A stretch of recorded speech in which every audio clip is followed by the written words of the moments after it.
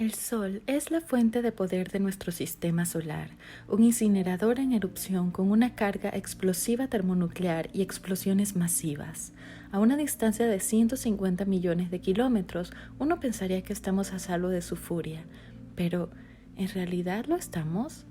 El Sol es una esfera infernal compuesta en su mayor parte de hidrógeno y helio sobrecalentados hasta llegar a ser plasma que arde a millones de grados. Su superficie se arrebata con violentas explosiones mientras emite tormentas de radiación letal a millones de kilómetros hacia el espacio exterior. Nuestro Sol es una enana amarilla, sin embargo, en todo su volumen podrían caber 1 millón de planetas Tierra. La temperatura en su superficie es 5.500 grados Celsius y genera 380.000 millones de megavatios de poder. Esto eclipsa cualquier escala humana. En un segundo, el Sol produce más energía de la que se ha utilizado en toda la historia de la humanidad. ¿Cómo el Sol genera su energía? La fusión nuclear. La fusión ocurre cuando los átomos chocan entre sí a altas velocidades y literalmente se fusionan. No obstante, para que esto ocurra, las condiciones deben ser las adecuadas. El núcleo del Sol es el caldero perfecto para la fusión nuclear. Es el lugar más caliente del sistema solar con una temperatura de 15 millones de grados centígrados. Además, es increíblemente denso. Es 10 veces más denso que el plomo. Uno pensaría que es sólido, pero con una temperatura tan alta se mantiene como plasma. Si se calienta un gas a muy alta temperatura, los electrones se desprenden de los átomos y flotan alrededor de las partículas. El comportamiento de la materia en este punto es muy diferente de los gases. Por esa razón, ese estado tiene otro nombre, que conocemos como plasma. En el Sol, las partículas que chocan son átomos de hidrógeno, los cuales son comprimidos por la inmensa presión y forman átomos de helio. En este proceso de fusión, el átomo resultante es ligeramente menos pesado que los átomos que lo crearon. La masa faltante es liberada en forma de energía. En el interior del Sol, cada segundo, 600 millones de toneladas de hidrógeno se fusionan en 595 toneladas de helio. Los 5 millones de toneladas de masa perdida en el proceso se convierten en energía que equivale a 1.000 millones de bombas de hidrógeno de un megatón. Eso cada segundo. La energía generada en el proceso de fusión es transportada desde el centro por partículas de luz y calor llamadas fotones, los cuales traen los cálidos rayos del Sol hasta la Tierra. Estas partículas tienen que pasar por todas las capas del Sol. Primero, el fotón entra en una gruesa zona radiactiva de aproximadamente 300.000 kilómetros. La región es tan densa que el fotón constantemente tropieza con otras partículas como átomos de hidrógeno y helio. Lucha por salir en un patrón caótico en zigzag al que los científicos llaman camino aleatorio. Un fotón no puede escapar sin interactuar una y otra vez. Es absorbido por los átomos y vuelto a emitir, y esto puede suceder millones de veces. La densidad disminuye a medida que se acerca a la superficie, lo que facilita la salida y disminuye la cantidad de colisiones e interacciones. Cuando finalmente alcanza aproximadamente 210.000 kilómetros de distancia de la superficie, el fotón entra en la zona conductora, donde el paso es mucho más rápido.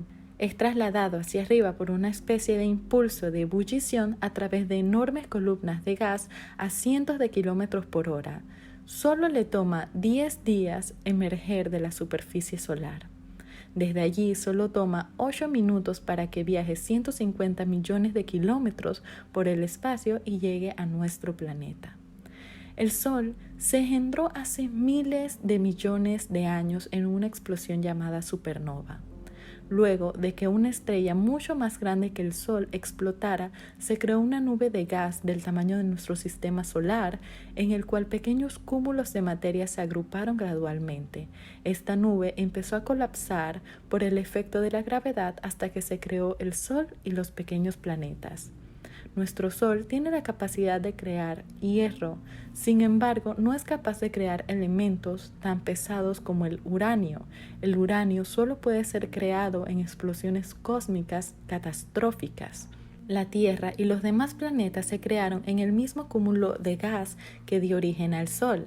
En este proceso, el Sol acaparó 99% de la masa, lo que significa que es el objeto más grande de nuestro vecindario cósmico con la fuerza gravitacional más fuerte.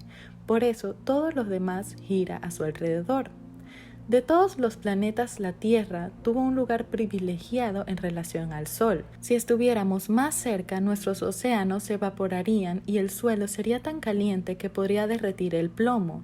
Y si estuviéramos más lejos, nuestro planeta sería un páramo congelado.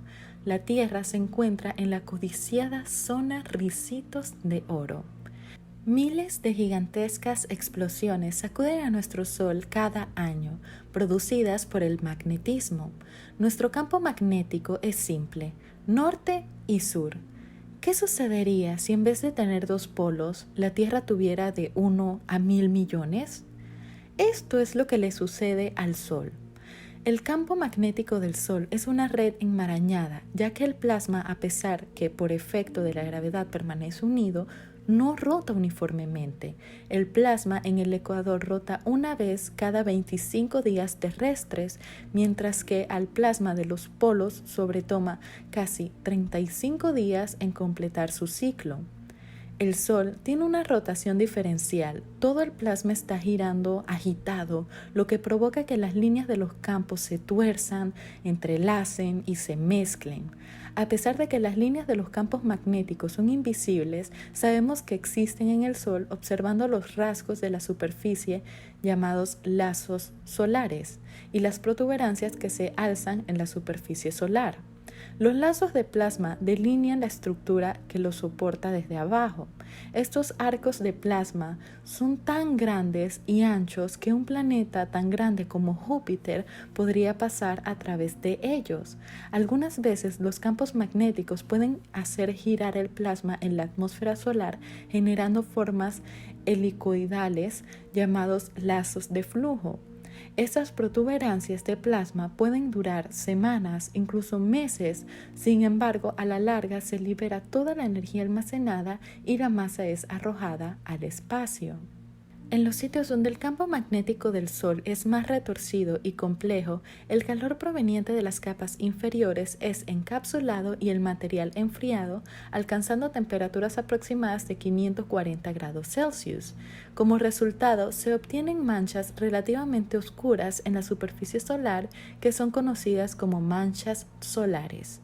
Las manchas solares son oscuras en relación al material brillante que las rodea.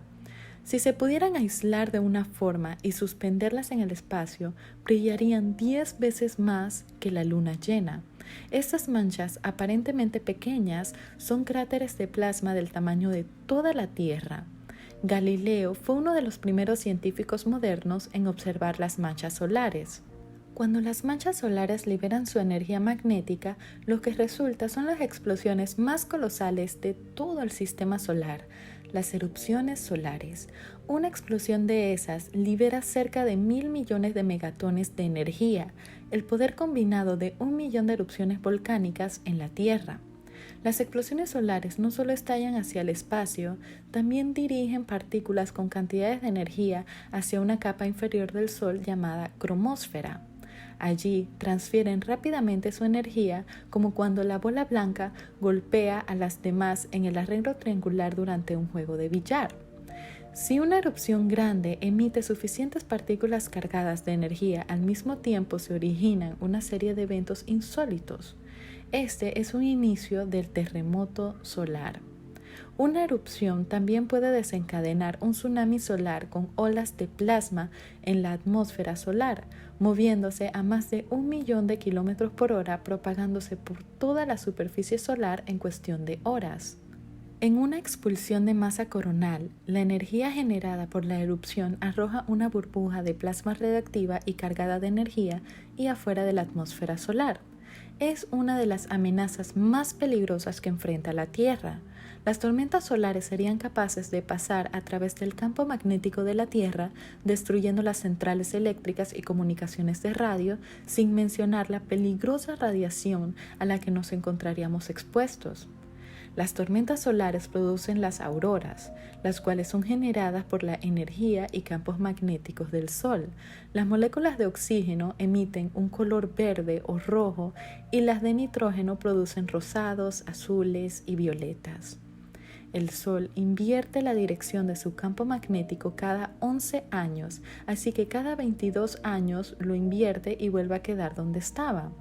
A medida que se acerca a este cambio se registra un pico en la actividad solar.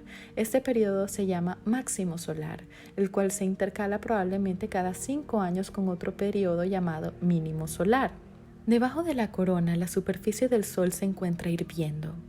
El Sol es un lugar tremendamente ruidoso. La agitada superficie del Sol produce suficiente energía sonora para sobrecalentar la corona a millones de grados. La combinación de estas ondas sonoras y la energía proveniente del Sol es responsable de las temperaturas extremas que se registran en la corona. El Sol tiene una cantidad fija de combustible en su núcleo. Al agotar su combustible de hidrógeno, se enfriará y colapsará bajo la fuerza de gravedad. La energía del colapso calentará nuevamente el núcleo hasta alcanzar cientos de millones de grados, lo cual es suficientemente caliente para quemar el helio. Bajo el calentamiento extra por la combustión del helio, la estrella comenzará a expandirse hasta llegar a ser una gigante roja.